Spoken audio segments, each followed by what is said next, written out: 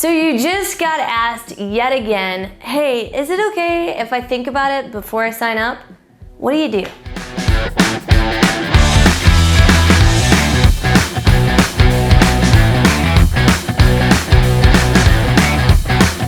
Hey everybody, my name is Jennifer Waters and I am the Sales and Systems Sensei. So excited to see all of you guys here again today. Thanks for joining me. Hey, listen, I actually help martial arts school owners and teach them how to generate 7 figures with their martial arts school by using our dojo scaling system and a dojo assistant. And in today's video, I'm gonna break down for you some of the most common objections so that you can overcome these objections like a boss. Doesn't matter what martial arts style that you teach, what kind of martial arts school that you have, these are gonna be common objections that people are gonna have to signing up for your program. And listen, if you have other objections and you wanna reach out, you wanna brainstorm exactly what you should do, I highly recommend you go to 7figuredojo.com, watch the video that I have there and book a call so that you too can get a custom roadmap on how we can take your school all the way up to 7 figures utilizing some of the same techniques I'm about to share with you in this video. But let's get down to it. My favorite, drum roll, please. I need to think about it. I don't know, I calculated, I've taught over 3,800 introductory lessons, and I would guess that I've had at least 2,000 of them that the person said, you know, I need to think about it before I make a decision. And the reality is do you actually just say, okay, I'll follow up with you? And then that person walks out the door, you go to call them, they never answer the call, you send them a text, they never text you back, they just become a ghost, right? So how do you avoid that? What do? What do we do with our team to help break through that barrier of I need to think about it? Well, first you have to understand that when someone says I need to think about it, it doesn't mean that they're actually gonna go home, sit on their front porch, and look out into the wild blue yonder and contemplate if they're gonna join your martial arts school. They don't need to do that. They're just saying, I need to think about it because they're delaying the decision. You see, human beings hate making decisions because they are afraid of making the wrong decision.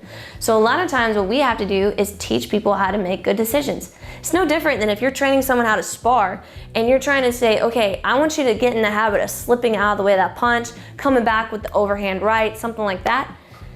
You're trying to teach them how to make a decision. How do you know when to slip the punch? Well, you gotta be able to see it coming, and then after you can see it coming, then you can slip the punch. And you can teach them how to slip the punch, throw the overhand right. Well, in the same way that you might teach someone how to do that, or how to do a kata or a jiu-jitsu technique, you have to do the exact same thing with the person who's sitting in front of you. You have to teach them how to make a decision.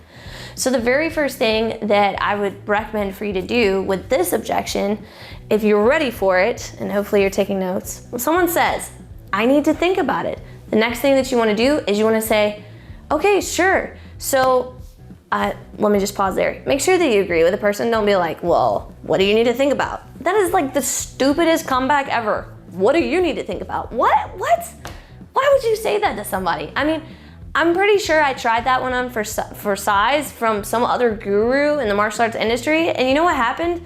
People literally got very, very offended that I was like, well, what do you need to think about? Like, that is, I'm digressing, guys. Here we go. I need to think about it.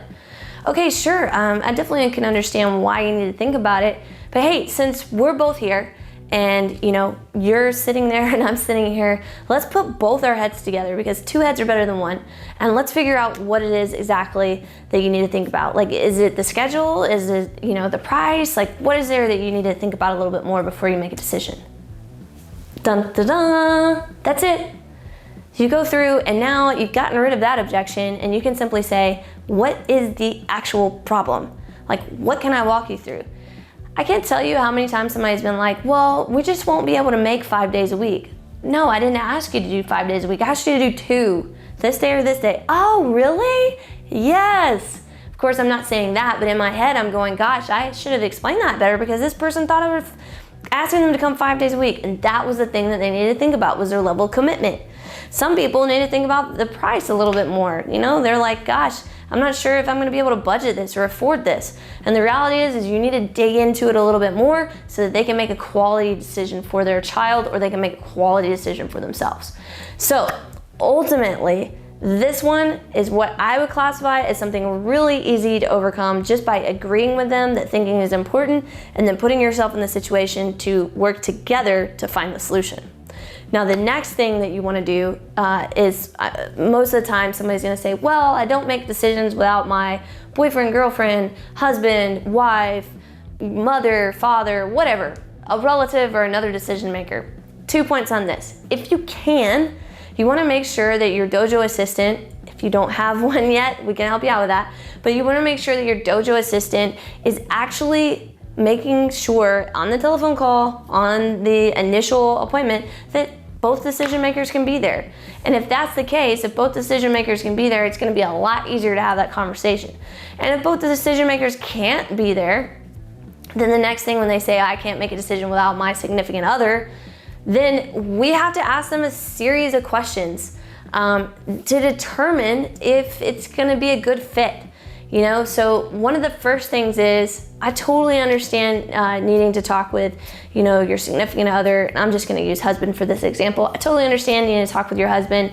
You know, I actually have to do that with a lot of decisions. Like, you know, for me and my husband, there's usually like a threshold. Like, I'm okay if he spends a certain amount of money, and he's okay if I spend a certain amount of money. But when we are like, I'm like, hey, I'm not going to spend more than this money. It's like an unspoken promise that we have to talk to each other about it at that point. Now, I'm not asking you to spend like $5,000 or something like that. I mean, that would be something where, you know, I might want to get him on the phone. So I'm just curious, like, do you guys have that same thing? Do you have that threshold? The person says, yeah, like we do. And then the next step that you have to go to is, okay, so like, is this like one of those things, or is there something else that you're concerned about that you need to talk to him about, that maybe since we're both here together, we could figure out together instead? This is a great way to segue into it, because now I've already talked about this unspoken code of talking to the spouse. And really, here's the thing. For most people, the mom is going to make a decision for the child. Now, if the dad comes in and he goes to enroll into jiu-jitsu or karate or MMA or kickboxing or whatever, and he's an adult and he's married and he has a family, he's still gonna ask his wife if it's okay. But the reality is like, where does your program fall on that price point? Like, is it several $1,000s that they need to talk about before he spends that money? Or is that something where he may not just need to do that? He can just go ahead and spend it. He can spend the initial down payment or whatever it is and then get back with his wife.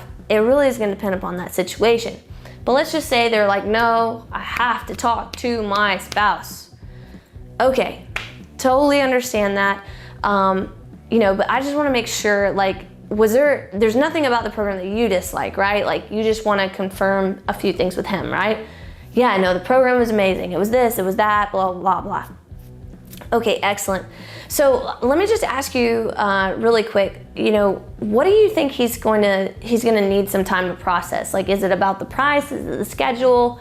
You know, is it about me? Is it about the instructors? Like, what do you think he's gonna need to think about? And see, when I shift this over and I have her thinking about what he is gonna say, now I'm allowing her to verbalize what the real problem is. They already know their spouse. They already know that their spouse is gonna have an issue with money or value or commitment or time or whatever.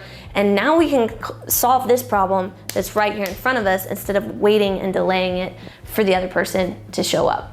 Now, we have many, many more solutions than what I can go into in this video to help you through some of these common sales objections so that you can, you know, overcome these objections like a boss.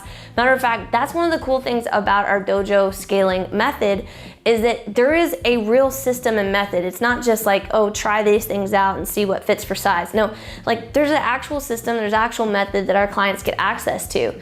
And so what I would recommend you do is just take an opportunity to go to sevenfiguredojo.com. And once you get there, watch the training that we have, and then take a moment to book a call if you're ready to take your dojo up to that next level and jumpstart your way towards 7 figures so that you can finally have the freedom and the time that you always have desired to be the case by doing your passion, by teaching martial arts, but also living your best life ever. So guys, until the next video, continue being awesome.